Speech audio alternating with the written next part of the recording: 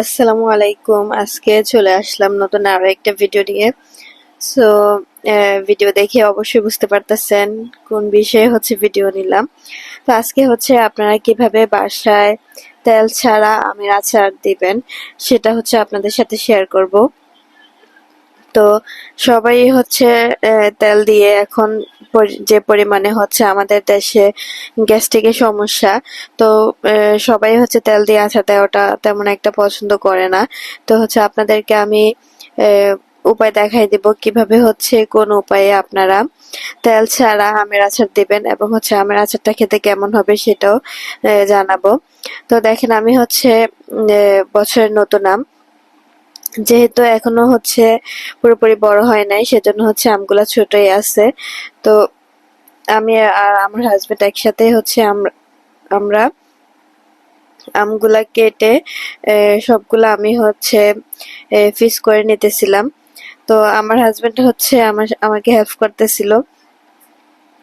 সে আমাকে আম ছুলে দিচ্ছে, আর আমি তো সাথে আছি, আমি সাথে থেকে করতেছি। তো দেখেন, আমরা এখানে আমগুলা তিন ভাবে কাটছি। তিন ভাবে কাটার কারণ আমরা মানে একভাবে আমের ভর্তা খাবো, তারপর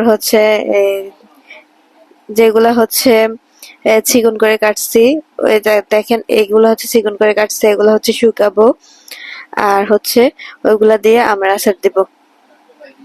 তো যেহেতু এখনো আম তেমন একটা বের হয় নাই, তো সচরাচর সব জায়গায় তেমন পাওয়া যাবে না, কিন্তু আপনারা এই যে বিভিন্ন দোকানে পেতে পারেন যেগুলো ফরমালিন সহকারে আম। পিওর আম এখনো তেমন একটা পাওয়া যায় না। তো প্রথমে আমি এখানে দেখেন ইয়া চিনির ক্যারামেল তৈরি করে নিতেছি। চিনির ক্যারামেলটা একটু সময় করে চুলার আঁচ কমায় দিয়ে তারপর চিনির ক্যারামেলটা তৈরি করবেন। তারপর ক্যারামেলের মধ্যে আমগুলা দিয়ে দিবেন। আর প্রথমে আমি আমগুলা একটু সামান্য সিদ্ধ করে নিছি, যেটা আমি ফুটেজে দেই নাই। সামান্য বলতে হালকা একটু ভাপ দিয়ে নিছি আমটা, একটু লবণ আর হলুদ দিয়ে, এতে করে আচারের কালারটা ভালো দেখাবে। তো দেখেন, আমগুলা দেওয়ার পরেই কিন্তু চিনির ক্যারামেলটা হয়তো বা একটু শক্ত হয়ে আসবে, কিন্তু আস্তে আস্তে এটা আবার ছেড়ে দিবে। আপনার দোকান থেকে আমরা যে আচারগুলা কিনে খাই, এটা ঠিক সেমই টেস্ট হবে। তো দেখেন, আমের যে ক্যারামেলগুলো আছে এগুলা কিন্তু এতক্ষণ এতক্ষণ লাচা লাচা ছিল, এখন কিন্তু একদমই ছেড়ে দিচ্ছে। আর আমি আমার পরিমাণ মতো এই যে ঝাল দিয়ে দিছি। শুকনো মরিচ আপনারা একটু গরম করে তারপর এটা একদম গুঁড়া করে উপর দিয়ে দিবেন। তো আমার ভিডিওটা আপনারা যারা আজকে প্রথমবার দেখতেছেন, অবশ্যই সাবস্ক্রাইব করে বেল আইকন বাজায় দিবেন। আর আমার ভিডিওটি কেমন লেগেছে অবশ্যই কমেন্ট করে বলতে ভুলবেন না। আর আমি সচরাচর এই আচারটাই বেশিরভাগ দেওয়া হয় আমার, কারণ তেল জাতীয় আচার তেমন একটা আমি পছন্দ করি না। তো দেখেন, অনেকক্ষণ গরম হওয়ার পরে দেখেন আচারের কালারটা অন্যরকম হয়ে আসছে।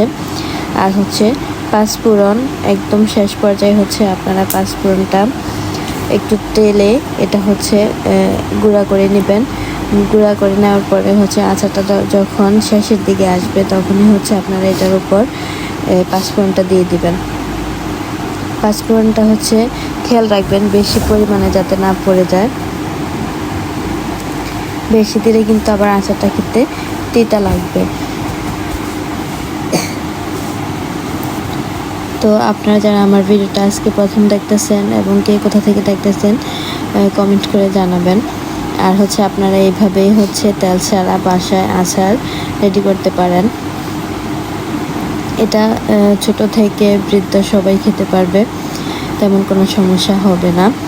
তো আজকে আমার ভিডিও এই পর্যন্তই।